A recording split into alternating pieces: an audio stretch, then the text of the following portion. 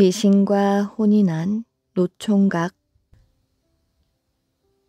옛날 어느 산속 마을에 나이가 먹도록 장가를 가지 못한 가난한 나무꾼 노총각이 살고 있었습니다. 하루는 이웃마을 장에 갔다가 집에 돌아오는 길에 갑자기 산속에서 비를 만나게 되었습니다. 갑자기 웬 비람? 비는 점점 거세지고 나무꾼은 걸음을 바삐 움직였지요. 그러다 그만 미끄러져 어디론가 굴러 떨어지고 말았습니다. 정신을 차리고 보니 웬 오두막집 앞이었지요. 오두막집 앞엔 붉은 모란 꽃이 피어 있었는데 어찌나 아름다운지 넋을 잃고 보고 있었습니다. 그때 오두막집 안에서 어떤 여인이 기다렸다는 듯 버선 발로 나와 나무꾼의 소매를 잡아 끌어 방으로 들어가게 하였지요. 그러더니 밥상을 내오는 것이었습니다.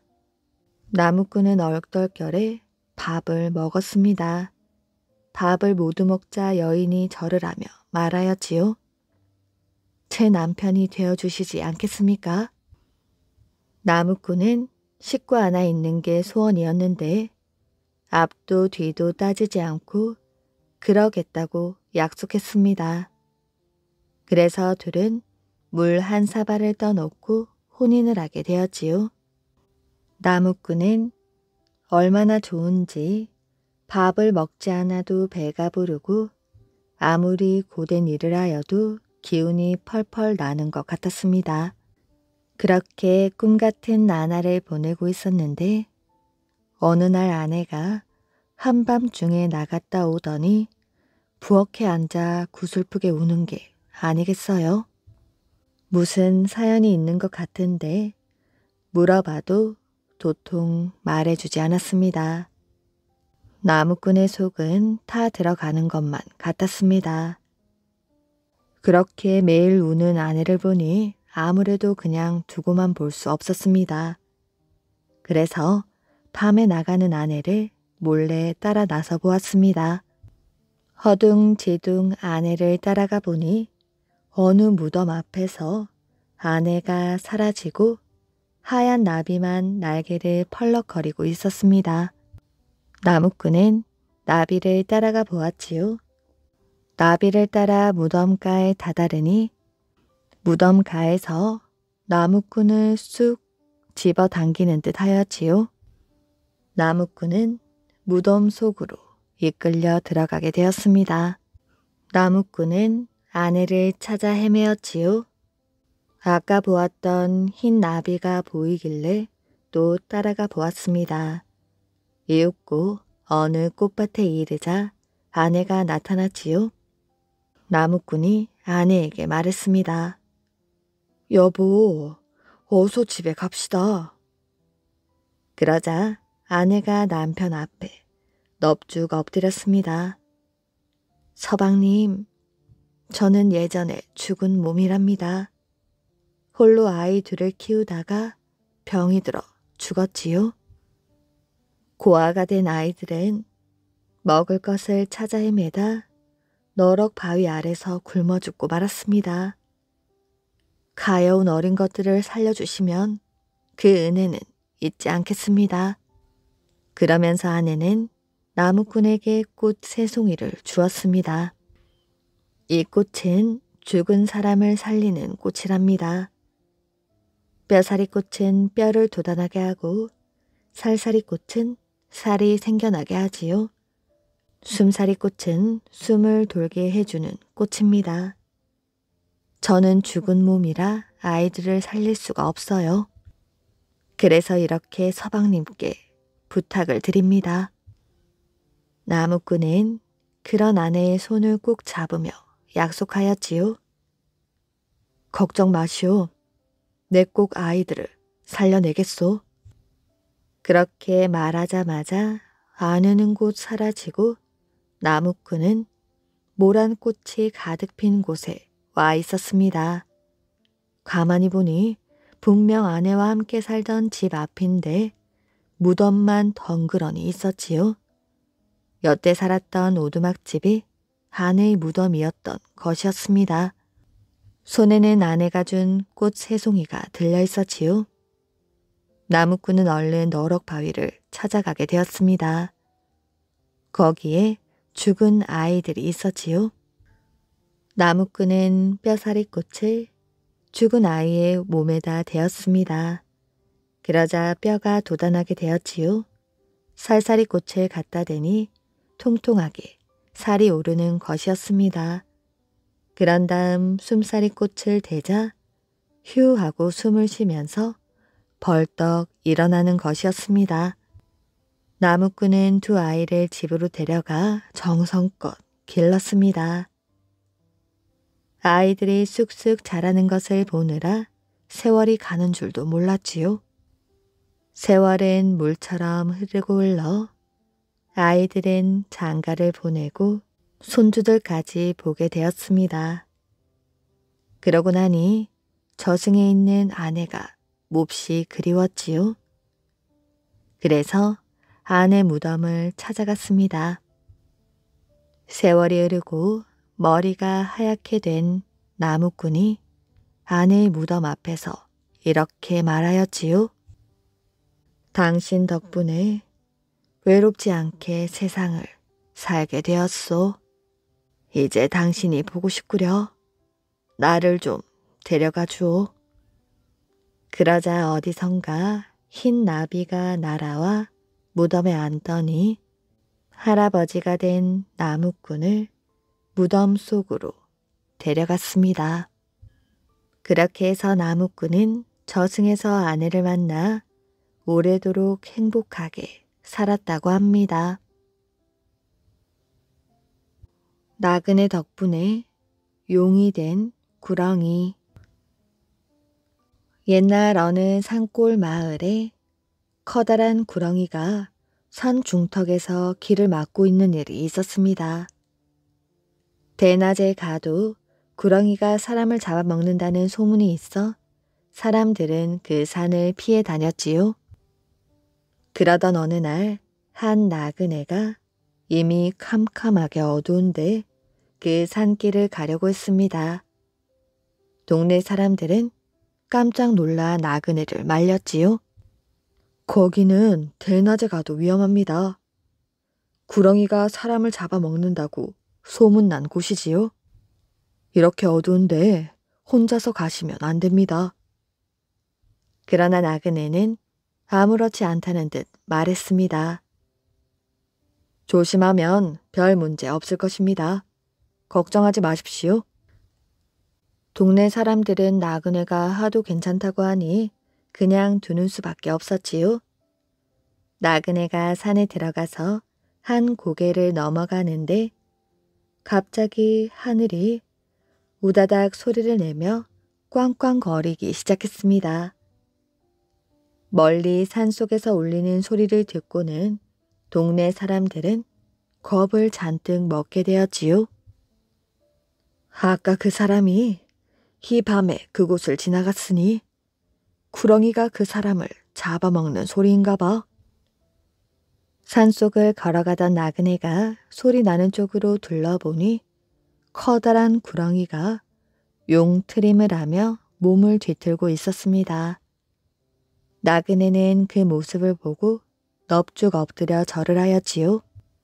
그리고 이렇게 빌었습니다. 용이 되어 하늘로 올라가십시오. 용이 되어 하늘로 승천하시옵소서. 나그네가 엎드려 빌었더니 구렁이는 몸을 몇 번 뒤튼 뒤 용이 되어 하늘 높이 올라가 버렸습니다.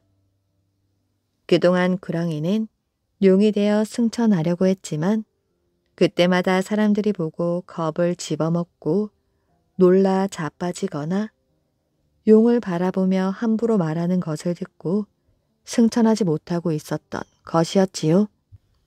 그런데 이번에는 나그네가 진심으로 빌어진 덕분에 하늘로 올라갈 수 있게 된 것이었습니다. 그 뒤에 용은 나그네에게 복을 많이 주었고 동네 사람들도 용이 보살펴준 덕분에 잘 살게 되었다고 합니다. 여인으로 둔갑한 호랑이.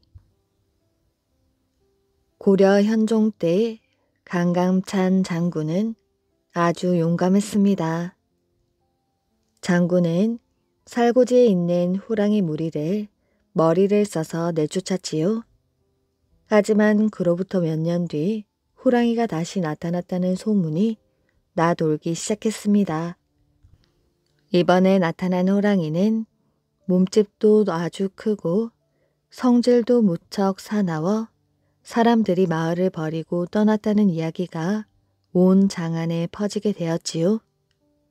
강감찬 장군은 호랑이를 잡기 위해 동교로 갔습니다. 뚝섬은 옛날에 동교 혹은 살고지라고 불렸지요. 그곳에 도착해 보니 마을 사람의 그림자도 찾을 수 없을 만큼 폐허가 되어 있었습니다. 장군은 마을을 살피고 다니고 있었지요. 그렇게 한참을 가다 보니 마을에 있는 초가집에서 인기척이 느껴졌습니다. 장군이 가까이 다가가 보니 한 여인이 마당으로 들어가는 것이 보였지요. 강감찬 장군은 아무것도 모르는 척을 하고 여인에게 다가가 말을 붙였습니다. 이 마을에 무슨 일이 있는 겁니까? 사람들은 모두 어디로 갔나요? 여인이 말하였지요. 호랑이가 모두 물어갔답니다. 이 마을에 호랑이가 나타났다는 말이오? 여인은 고개를 끄덕였지요. 장군이 보니 여인은 젊고 아주 아름다웠습니다. 그런데 당신은 여기서 무엇을 하는 것이오? 여인은 수줍어하며 말을 잇지 못했습니다. 당신은 왜 마을에 남아있는 것이오? 그러자 여인이 웃으며 말했습니다. 저는 장군님을 기다리고 있었습니다. 여인은 강감찬 장군을 기다리고 있다고 말했습니다. 장군은 그 여인이 왠지 수상쩍었지만 마치 여우에게 홀린 듯 그 여인 앞에서는 여인이 시키는 대로 행동할 수밖에 없었지요. 그러는 동안 어느새 한밤중이 되었습니다. 여인은 장군을 방으로 안내하더니 술을 권하였지요. 장군은 꺼림직한 생각이 들어 술잔을 받아놓고는 마시지는 않았습니다. 대신 이렇게 말하였지요. 목이 마르니 차가운 물 한 대접만 주시오. 강감찬 장군은 호랑이에게 잡혀가도 정신만 차리면 살 수 있다는 말을 떠올리게 되었습니다. 그러자 문득 좋은 생각이 떠올랐지요. 강감찬 장군은 일부러 술상을 발로 걷어찼습니다. 그러자 부엌에서 으르렁거리는 호랑이 울음소리가 들려왔지요. 그럼 그렇지. 저 여인은 사람이 아니라 호랑이가 둔갑한 것이야. 머지않아 물을 뜨러 나갔던 여인이 돌아왔습니다. 아니, 이게 대체 어찌된 일입니까? 장군이 침착하게 말하였지요. 내 다리가 저려 발을 뻗는다는 것이구만. 정말로 미안하오. 그럼 다시 상을 봐 올리지요. 그러자 장군은 피곤하여 잠이 오니 그만두라고 했습니다. 대신 잠자리를 봐달라고 하였지요. 여인은 순순히 상을 치우더니 이불을 폈습니다. 그리고는 이상한 웃음을 흘리며 장군의 옆으로 다가앉았지요. 오늘 밤 편안하게 주무십시오. 그때 날카로운 울부짖음이 온 마을을 뒤흔들었습니다. 그러고는 금방 정적이 감돌았지요. 강감찬 장군이 가슴 속에 품고 있던 칼을 꺼내 여인을 찌른 것이었습니다. 방바닥에는 커다란 호랑이 한 마리가 축 늘어져 있었지요. 역시 요물 호랑이였군. 장군은 숨이 끊어진 호랑이를 잡아 성으로 돌아오게 되었습니다.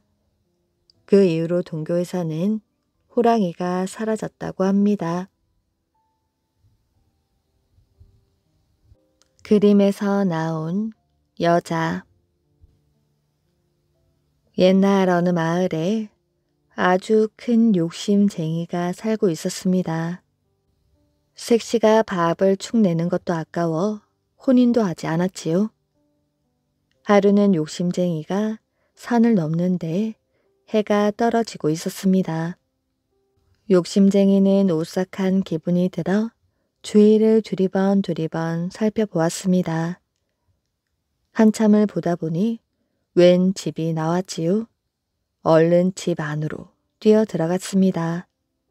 그런데 수염이 하얀 노인이 기다렸다는 듯이 반겨주었지요.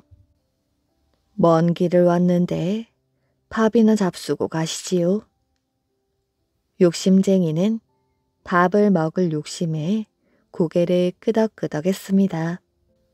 그런데 노인은 방 안에 가만히 앉아서 한쪽 벽에 붙어있는 그림에 대고 말하였지요. 정아, 밥을 한 상 차려오너라. 그러자 그림 속에서 하얀 옷을 입은 여인이 나오더니 푸짐한 밥상을 차려 나오는 것이 아니겠어요? 다음 날 아침이 되자 노인이 또 그림에게 말하였지요. 청아, 밥 한 상 차려오너라. 그러자 그림에서 또 여인이 나오더니 음식을 한 상 푸짐하게 차려왔습니다. 밥을 잘 얻어먹은 욕심쟁이가 길을 떠나려는데 도저히 발걸음이 떨어지지 않았지요. 그림이 탐이 나서 말입니다. 욕심쟁이는 몰래 집 안을 엿보다가 노인이 잠깐 집을 비운 틈에 얼른 그림을 훔쳐 주랭랑을 쳤습니다. 집에 돌아와 벽에 그림을 척하니 붙여놓고는 바짝 다가가 말하였지요. 청아, 어서 밥상을 차리거라. 그러자 그림 속 여인이 냉큼 나오더니 밥을 떡 벌어지게 차려왔습니다.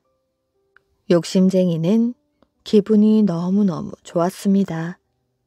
그러던 어느 날 욕심쟁이가 문득 좋은 생각이 나서 무릎을 탁 쳤지요. 밥을 주는데 돈은 못 줄까? 그래서 얼른 그림에다 대고 이렇게 말했습니다. 청아, 돈을 가져오너라. 그런데 그림 속 여인이 돈 자루를 내가지고 오는 것이었지요.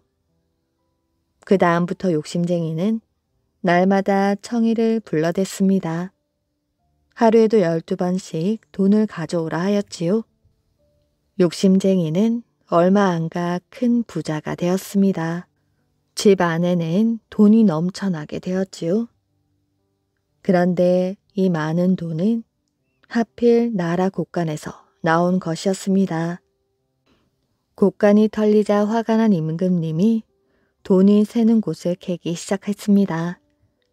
그러다 어느 마을에서 벼락 부자가 된 욕심쟁이를 찾아내게 되었지요.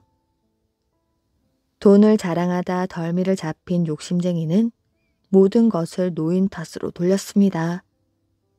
결국 하얀 노인이 붙들려 왔고 임금님이 판결을 내렸지요. 작은 도술로 큰 도둑질을 한 너희야말로 큰 벌을 받아 마땅하다. 듣고 있던 노인이 말했습니다. 죽기 전에 소원이 하나 있습니다. 이 늙은이가 마지막으로 그림이나 한 장 그리게 해주십시오. 허락받은 노인이 붓을 잡아 그림을 그렸습니다. 먼저 금강산을 그리고 산 속에 집 한 채를 그렸지요. 그리고 집에다가 작은 방문을 그려 넣었습니다. 그러더니 그림 속 방문을 열고 재빨리 방 안으로 쏙 하고 들어가 버리는 것이었습니다. 아무리 임금이라도 그림 속으로 사라져버린 사람이야 잡을 도리가 없었지요. 욕심쟁이는 가진 돈을 모두 바친 다음 겨우 풀려날 수 있었습니다. 그리고는 노인이 있던 집으로 다시 찾아가 보았습니다. 그런데 집이고 뭐고 자취도 없이 사라져버리고 말았지요.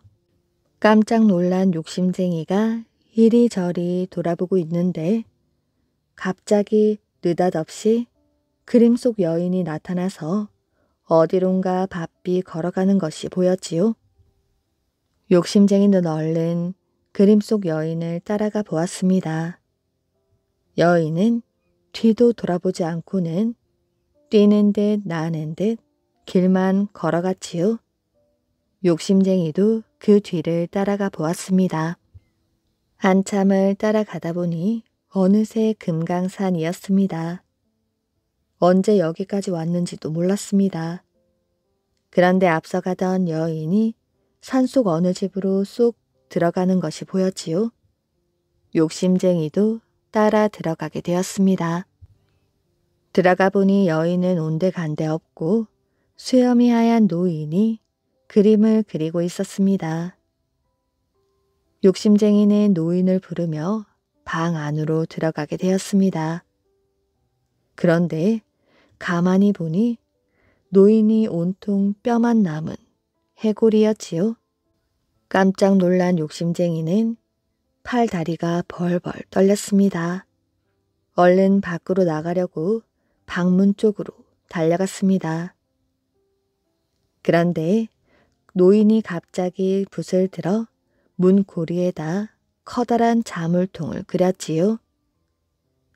방 안에 갇힌 욕심쟁이는 아무리 문고리를 잡고 흔들며 용을 써도 문을 열 수가 없었습니다. 지금도 금강산 어느 골짜기에 가면 욕심쟁이가 문을 열어달라는 소리가 난다고 합니다. 마구와 반야. 아주 오랜 옛날 하늘의 딸인 마고가 있었습니다. 하루는 마고가 세상을 내려다보다가 마음에 쏙 드는 곳을 발견하였지요. 그곳은 바로 지리산이었습니다. 아버지, 저곳에 내려가 살고 싶습니다. 내려가 살 수는 있지만 다시 돌아올 순 없단다. 네, 그래도 괜찮아요. 마고는 뒤도 돌아보지 않고 지리산으로 내려가게 되었지요. 마고는 지리산을 거닐다가 시원하게 오줌을 쌌습니다. 하늘에서 가지고 온 강의 기운을 풀어내는 것이었지요. 그때 지리산에는 반야라는 사람이 돌을 닦고 있었습니다.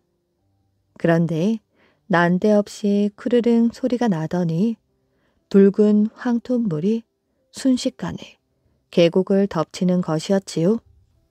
반야는 깜짝 놀라 산마루로 올라가 보았습니다.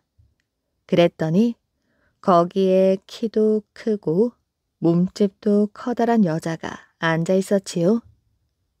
그 황토물은 마고의 오줌이었던 것이었습니다. 반야는 힘차게 오줌을 싸고 있는 마고를 보고 홀딱 반해버렸습니다. 마고도 반야를 보고 첫눈에 반해버렸지요. 둘은 혼인을 하여 천왕봉에서 알콩달콩 살고 있었습니다. 딸을 8이나 낳았지요. 하지만 어느 날부터인가 반야의 말수가 눈에 띄게 줄어들고 얼굴빛도 좋지 않았습니다. 마고가 물었지요. 무슨 걱정거리라도 있습니까? 아직 깨우치지 못한 도가 너무 많아 그렇소. 그럼 도를 다 깨우치고 돌아오십시오. 그날로 반야는 반야봉으로 떠났고 세월은 흐르고 흘렀습니다. 마고는 머리가 하얗게 새어져 할머니가 되었지요. 그런데도 반야는 돌아오지 않았습니다. 할머니가 된 마고가 나무 껍질을 벗겨 반야가 입을 옷을 모두 만들었을 때까지도 말이지요. 딸들도 어느새 자라서 처녀가 되었습니다. 할머니가 된 마고는 마냥 기다리고만 있을 수 없어서 반야를 찾아 나서게 되었지요. 그렇게 찾아 나선 반야가 수염을 하얗게 기르고 바위 위에 앉아 있었습니다. 마고가 물었습니다. 아직도 돌을 덜 깨우쳤습니까? 지혜의 끝은 없는 법이지. 마고가 가만히 보니 반야는 앉은 채 바위가 되어가고 있었습니다. 그렇게 집으로 돌아온 마고는 딸들을 모두 불러 모았지요. 너희들은 팔도로 가서 산신이 되거라. 팔도로 떠난 딸들은 방방곡곡의 산을 지키며 백성들의 복을 비는 일을 했습니다. 딸들이 떠나자 마고 할미는 반야를 위해 만든 옷도 갈기갈기 찢어서 반야봉으로 날려보내었습니다. 그리고 마고 할미도 노고단에서 돌로 변하기로 했습니다. 지리산을 지키는 산신 할머니가 되기로 마음 먹었던 것이었습니다. 그렇게 산신이 된 마고 할미는 우리나라에 쳐들어온 외적들도 물리쳤습니다. 외적들은 마고 할미를 없애려고 칼로 쳐보기도 하고 벼랑 아래로 굴리기도 하였지요. 하지만 마고 할미는 끄떡도 하지 않았습니다. 지금까지도 마고 할미는 우리나라를 지켜주고 있다고 합니다. 해적을 물리친 장보고. 옛날에 당나라 상인이 몽둥이를 휘두르며 아이들을 때리고 있었습니다. 아이들은 서럽게 눈물을 흘리고 있었지요. 아니, 저 아이들은 나와 같은 신라 사람이 아닌가? 마침 길을 가고 있던 장보고는 몽둥이를 빼앗아 들었습니다. 그러자 상인이 장보고에게 달려들었지요. 난 무령군 소장이다. 왜 이리 어린 아이들을 때리는 것이냐? 예? 아이고, 잘못했습니다. 무령군 소장이란 당나라 장군을 부르던 벼슬 이름이었습니다. 얘들아, 나도 신라 사람이란다. 무슨 일이 있었는지 말을 해보렴.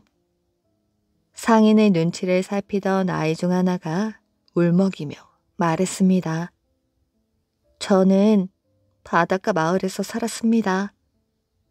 그런데 어느 날 갑자기 어떤 사람이 방 안에 뛰어 들어왔지요. 그 사람에게 맞고 정신을 잃었는데 깨어나 보니 큰 배 안이었습니다. 배 안에서 며칠을 굶으며 여기에 도착하였지요. 신라의 아이들은 당나라 해적들에게 강제로 끌려왔던 것이었습니다.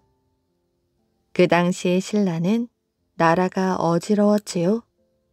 당나라 해적들은 이 틈을 타서 바닷가에 살고 있는 신라 사람들을 못살게 굴었던 것이었습니다. 얘들아, 나와 함께 신라로 돌아가자. 이제부터 내가 너희들을 지켜주마. 당나라 상인은 아무 말 못하고 그 모습을 지켜볼 수밖에 없었습니다. 신라로 돌아온 장보고는 곧바로 왕을 찾아가게 되었지요. 임금님, 당나라엔 해적들에게 잡혀가 고생하는 우리 신라인들이 아주 많았습니다. 제가 해적들을 무찌르겠습니다. 왕의 허락을 받은 장보고는 군사들과 함께 청해로 향하였지요. 청해란 전라남도 완도의 옛날 이름이랍니다. 청해에 도착한 장보고는 수십 척의 배를 새로 만들었습니다. 그리고는 군사훈련에 힘을 쏟았지요.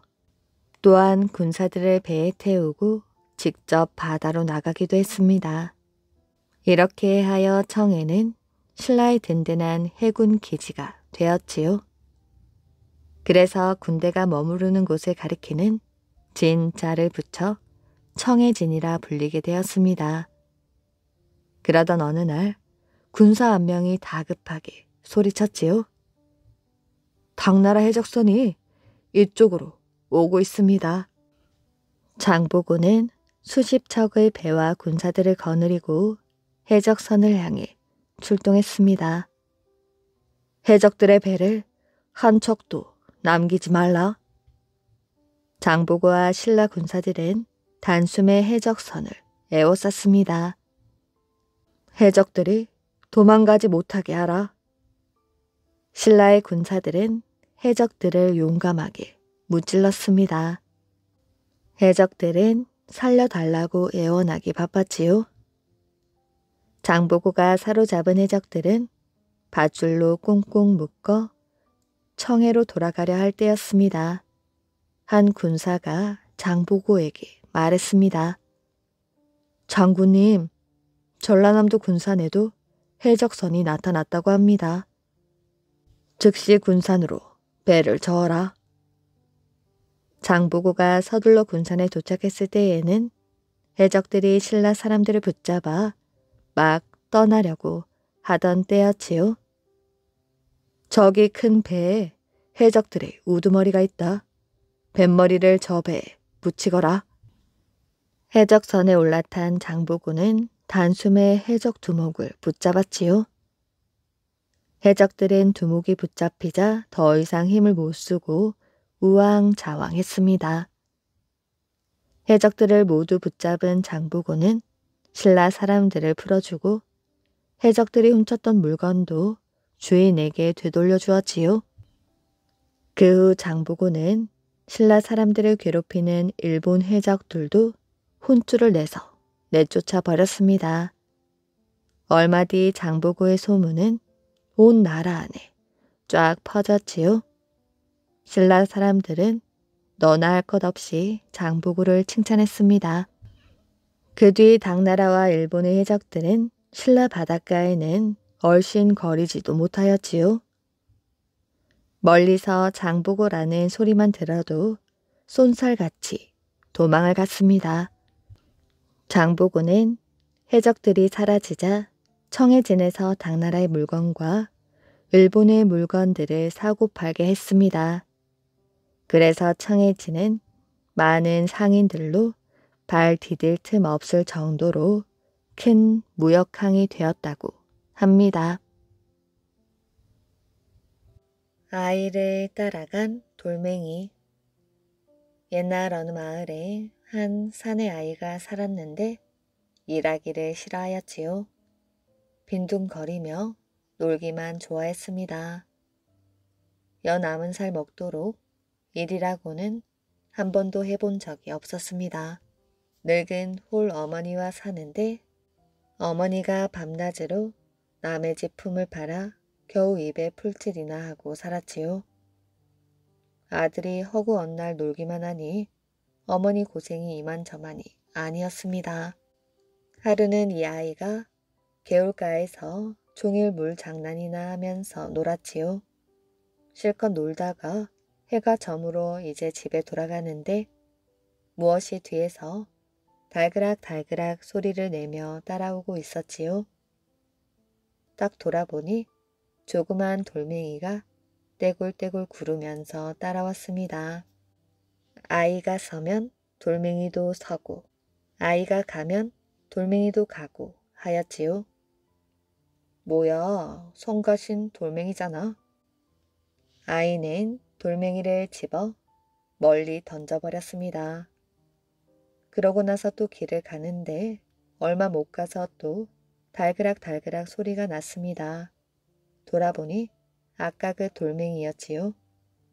언제 왔는지 떼굴떼굴 구르면서 따라왔습니다. 뭐 이런 돌멩이가 다 있어? 아이는 또 집어서 냅다 멀리 던져버렸습니다. 이번에는 돌멩이가 또 한 마리가 더 나왔습니다. 그런데 그 돌멩이는 또 떼굴떼굴 구르면서 따라왔습니다. 뭐 이런 돌멩이가 다 있어? 아이는 또 집어서 냅다 멀리 던져버렸습니다. 이번에는 돌멩이가 또 한 마리가 더 나왔습니다. 개울물 속에 던져 넣어버렸지요. 그러고 나서 또 길을 가는데 얼마 못 가서 또 달그락달그락 소리가 나는 게 아니겠어요? 돌아보니 또 그놈의 돌멩이였습니다. 집어던지면 따라오고 집어던지면 또 따라오고 이러니 도무지 떼어버릴 재간이 없었지요. 그냥 그걸 달고 집에 돌아왔습니다. 집에 돌아오니 방문 앞에 돌멩이가 가만히 있었지요. 방 안에는 따라오지 않고 문 지방 바깥에 얌전히 있었습니다. 다음날 아침에 일어나니 그 돌멩이가 밤새 자라 요강단지만해졌습니다. 요강단지만한 것이 문지방에 떡하니 버티고 있었지요. 아이는 그러거나 말거나 또 놀러 나갔습니다. 돌멩이는 따라오지 않고 그냥 거기 있었지요. 그날도 개울가에서 하루 종일 물장난하고 놀다가 집에 돌아와 보니 그 돌멩이가 그새 자라서 맷돌만해져 버렸지요. 이제는 내다 버리려고 해도 무거워 들지도 못하였습니다. 내버려 두고 잠을 잤지요. 다음날 아침에 일어나 보니 돌멩이가 큰 물동만해졌습니다. 큰 물동만한 것이 문지방에 떡하니 버티고 있으니 사람 하나 드나들 만한 틈밖에 없었지요. 겨우겨우 빠져나와서 또 놀았습니다. 그런데 돌아와 보니 그새 돌멩이가 자라서 큰 바위가 되어버렸지요. 큰 바위가 되어 방문을 떡하니 가로막고 있으니 틈이 없었습니다. 아들과 어머니는 마당에 멍석을 깔고 한데 잠을 잤습니다. 그러니 그날 밤 어머니가 삭바느질을 못하였지요. 삭바느질을 못하니 밥도 굶을 판이었습니다. 얘야, 이러다 우리 둘 다 굶어 죽겠다. 오늘은 산에 가서 나무라도 한 짐 해오너라. 그걸 팔아 보리죽이라도 쑤어 먹자꾸나. 할 수 없이 아이는 그날은 지게를 지고 산에 갔습니다. 산에 가서 나무를 한 짐 해가지고 저녁에 집에 돌아왔지요. 그런데 돌멩이가 도로 물동만하게 줄어들었습니다. 물동만하게 줄어드니 사람 하나 드나들 만한 공간이 생겼지요. 이상한 일이다 생각하고 그 틈으로 들어가 방에서 잠을 잤습니다.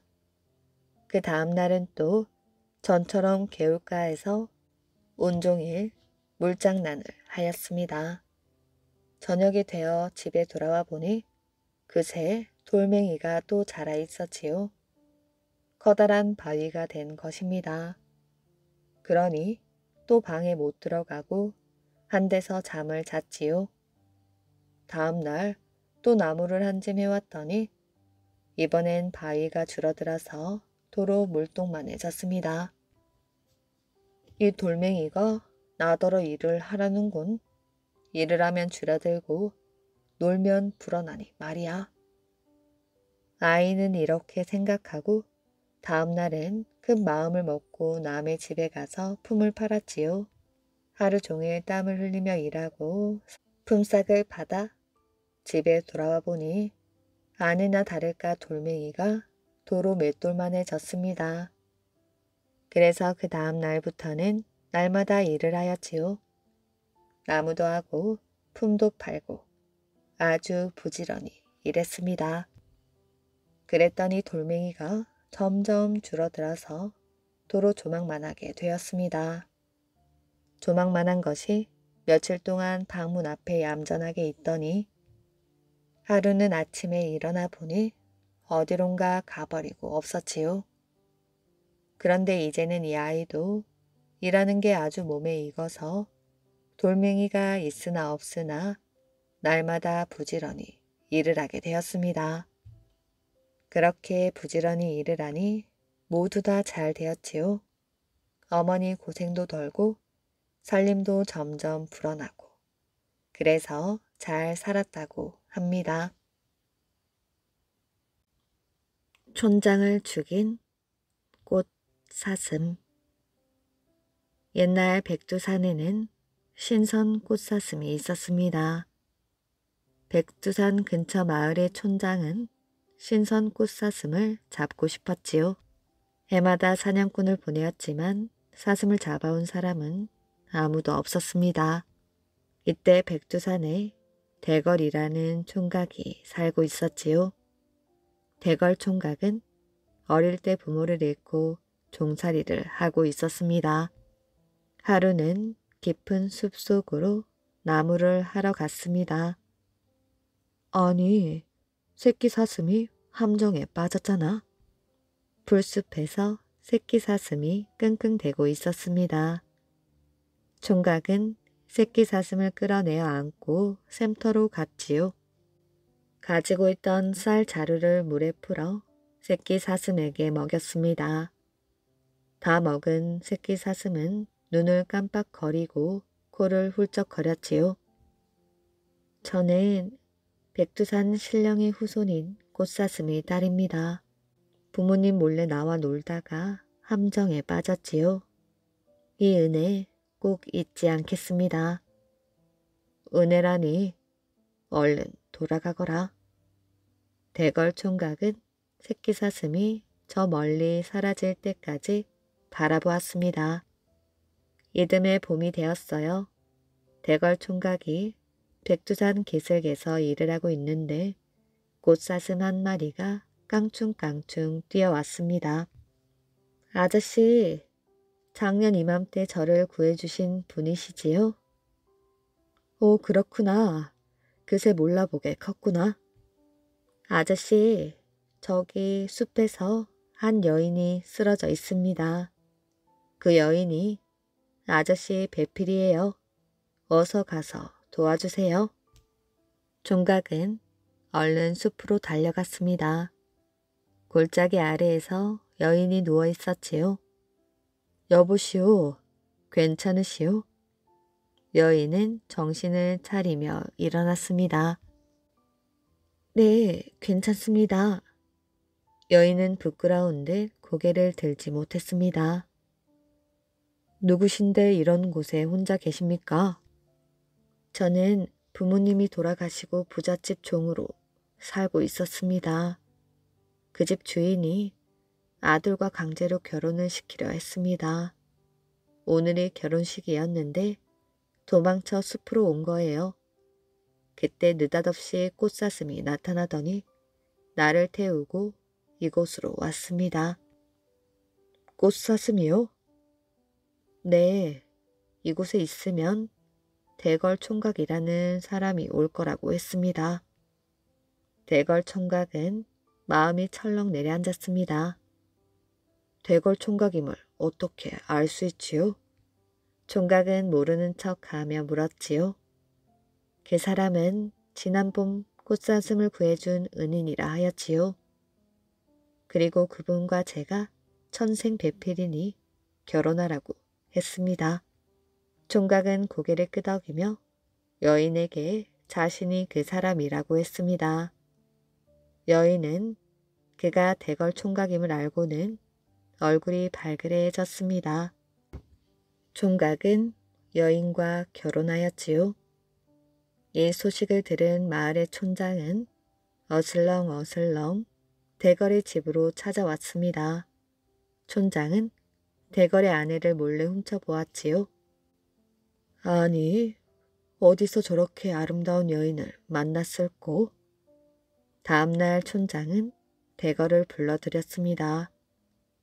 네 이놈, 내가 널 20년이 넘도록 먹여주었거늘 빚은 한 푼도 갚지 않고 색시까지 얻었단 말이냐? 촌장은 괜한 트집을 잡으며 소리를 질렀습니다. 촌장님, 갑자기 무슨 말씀이십니까? 지금 당장 빚을 갚지 못한다면 신선 꽃사슴을 잡아오든지 색시를 바치든지 해라. 대걸은 눈앞이 캄캄해졌습니다. 사흘의 시간을 주겠다. 그 안에 갚지 않으면 너는 살아남지 못할 것이야. 촌장은 옆구리에 차고 있던 칼을 꺼내 보이며 겁을 주었습니다. 집에 돌아온 대걸은 걱정이 되었지요. 무슨 수로 사흘 안에 빚을 갚는단 말이오. 서방님, 꽃사슴에게 가서 도와달라고 하면 어떨까요? 그러는 게 좋겠소. 대걸은 백두산에 올라가 꽃사슴에게 사실을 이야기했습니다. 걱정하지 마셔요. 꽃사슴은 웃으며 방법을 가르쳐 주었지요. 집으로 돌아온 대걸은 촌장을 찾아갔습니다. 내일 신선 꽃사슴을 산채로 잡아오겠습니다. 짐꾼을 저와 같이 보내주십시오. 무슨 방법으로 잡을 것이냐? 그건 말씀드릴 수 없습니다. 대신 빚을 모두 갚았다는 증서나 써주십시오. 대걸은 자신 있는 표정이었습니다. 촌장은 한참 동안 대걸을 쳐다보았지요. 사나이가 한 입으로 두말하지 않겠지. 좋아, 문서를 만들어 주마. 촌장은 문서를 작성한 뒤 대걸에게 주었습니다. 다음 날 대걸은 짐꾼들을 데리고 백두산으로 올랐지요. 나무들이 빽빽한 숲에서 꽃사슴이 서 있었습니다.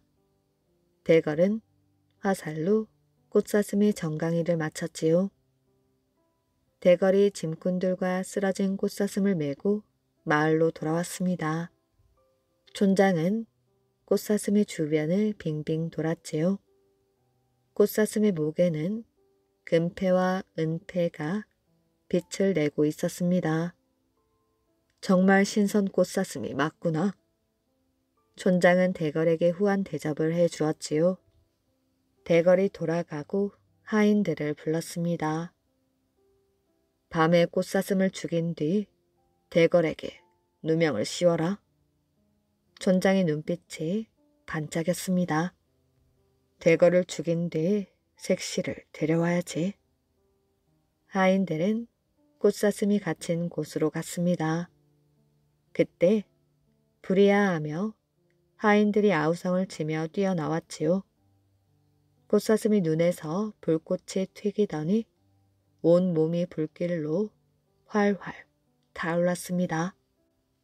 꽃사슴은 담을 훌쩍 뛰어넘어 촌장의 집 지붕 위로 올라가 대굴대굴 굴렀습니다. 불길은 빠르게 촌장의 집을 태워버렸지요. 자고 있던 촌장은 밖으로 영영 빠져나오지 못했다고 합니다. 가난한 선비와 냄비. 옛날 어느 마을에 가난한 선비가 살고 있었습니다. 선비는 눈만 떴다 하면 방에 들어앉아 책을 읽었지요. 그래서 선비는 할 줄 아는 것이 하나도 없었습니다. 어느 날 아내가 밭 일을 하고 있는데 갑자기 후두둑 소나기가 쏟아지기 시작했습니다. 아내는 급하게 나무 밑으로 몸을 피하였지요. 멀쩡하던 날에 웬 소나기일까? 아내는 마당에 널어놓은 보리가 떠올라 집으로 뛰기 시작했습니다. 비에 젖은 아내가 집에 도착했을 때에는 보리가 모두 빗물에 떠내려간 뒤였지요. 아내는 화가 나서 방문을 벌컥 열었습니다. 비가 오면 밖을 좀 내다볼 일이지. 그렇게 앉아 책만 보고 있는 사람이 어디 있어요. 나도 더 이상 고생 못하겠으니 나를 먹여 살리든지 굶겨 죽이든지 당신이 알아서 해요. 아내는 남편의 책을 빼앗았습니다. 당신이 돈을 한 푼이라도 벌어온다면 평생 책을 읽어도 내 아무 말도 안 하겠어요. 아내는 남편의 등을 떠밀었습니다. 아내 성화에 못 이긴 선비는 돈을 벌기 위하여 집을 나섰지요. 아내가 저렇게 고생하는데 돈을 벌어야지. 그나저나 돈은 어떻게 벌어야 하나? 선비는 정처 없이 걷기 시작했습니다. 선비는 비 때문에 생긴 작은 웅덩이들을 피해 걸었지요. 그런데 그 웅덩이 속에서 까만 콩 같은 것들이 꼼지락 대는 것이 보였습니다. 자세히 보니 올챙이 물이었지요. 빗물에 떠내려온 것이구나. 선비는 얼른 올챙이들을 손바닥으로 떠올렸습니다. 그러고는 근처에 있는 연못을 찾아 올챙이를 놓아주었지요. 올챙이들은 고맙다는 듯 꼬리를 치며 물속에서 빙글빙글 돌았습니다. 잘 가거라. 선비는 뿌듯한 마음으로 그곳을 떠나 걷기 시작하였지요. 선비는 이 마을 저 마을을 기웃거리며 다녔습니다. 하루 종일 굶기도 하고 어느 집 담 밑에서 밤을 지새기도 하였지요. 돈 벌기가 이렇게 힘들구나. 선비가 집을 떠나온 지도 벌써 여러 달이 지났습니다. 어쩌면 아내는 지금 혼자서 농사를 짓고 있을지 몰랐습니다. 이렇게 끝없이 돌아다니는 것보다는 차라리 집으로 돌아가 아내의 일을 거두는 편이 낫겠다는 생각이 들었지요. 그래서 선비는 집으로 돌아가기로 했습니다. 선비는 빨리 돌아가고픈 생각에 쉬지도 않고 걸었더니 금세 몸이 피곤해졌지요. 선비는 연못가에 있는 나무 그늘에 앉아 쉬기로 했습니다.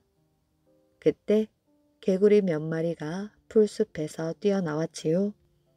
개구리들은 선비 곁으로 풀쩍풀쩍 뛰어오르더니 다시 풀숲으로 사라졌습니다. 그러고 보니 이 연못은 예전 올챙이들을 놓아주었던 그 연못이었지요. 그런데 개구리가 사라졌던 풀숲에서 달그락달그락 거리는 소리가 들렸습니다. 잠시 후 개구리들이 찌그러진 냄비를 들고 나타났습니다. 개구리들이 냄비를 들고 나타나다니. 선비는 눈이 휘둥그레졌습니다. 그런데 그때 개구리 떼가 한꺼번에 울며 넙죽넙죽 절을 했습니다. 선비는 얼떨결에 개구리들의 절을 받고 냄비를 받아 들었지요. 선비는 이 개구리들이 예전 살려주었던 그 올챙이일 것이라고 생각했습니다. 저런 보잘것없는 동물이라도 은혜를 아는구나. 저희들을 살려주었다고 그 답례로 냄비를 주다니. 선비는 보잘것없는 것이었지만 개구리들의 성의를 생각해 냄비를 가져가기로 했습니다. 한편 집에서 목이 빠져라 남편을 기다리던 부인은 찌그러진 냄비 하나를 들고 나타나자 기가 막혔지요. 배가 고프니 먹을 것 좀 주시오. 쌀도 겨우 몇 톨밖에 없는데 무슨 밥이에요. 남은 것으로 죽이라도 좀 쑤어줘. 아내는 남편을 향해 눈을 흘기며 부엌으로 들어갔습니다. 오랜만에 집으로 돌아온 선비는 방 바닥에 벌렁 들어 누웠지요. 아휴, 내 집이 최고구만. 선비는 눈을 감았습니다. 그때 아내가 냄비를 들고 방으로 뛰어들었지요. 여보, 이 냄비가 좀 이상해요. 아내는 선비 앞에다 냄비를 내려놓았습니다. 뭐가 이상하다는 거요?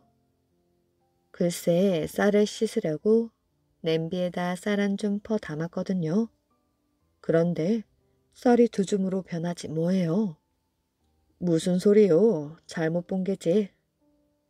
선비는 아내가 실없는 소리를 한다고 빈잔을 주었습니다. 그러자 아내는 불이 나게 엽전 하나를 꺼내 들었지요. 아내는 기대에 부푼 표정으로 엽전 하나를 냄비 속에 넣었습니다. 아니나 다를까 냄비가 엽전 2개를 만들어내었지요. 아이고 신기해라. 아내는 신통한 냄비 속에 자꾸자꾸 물건을 집어넣었습니다. 그럴 때마다 냄비는 모든 것을 2배로 만들어 주었지요. 이러다가 우리 부자가 되겠어요. 기뻐하는 아내를 보니 선비도 마음이 놓였습니다. 선비는 개구리들을 생각하며 혼자 웃었지요. 개구리가 준 냄비 덕으로 선비 부부는 배를 골지 않게 되었다고 합니다. 이야기 재미있게 잘 들으셨나요? 오늘의 이야기는 여기까지입니다. 오늘도 이야기를 들어주셔서 정말 감사합니다. 오늘도 편안한 밤 되시길 바랍니다.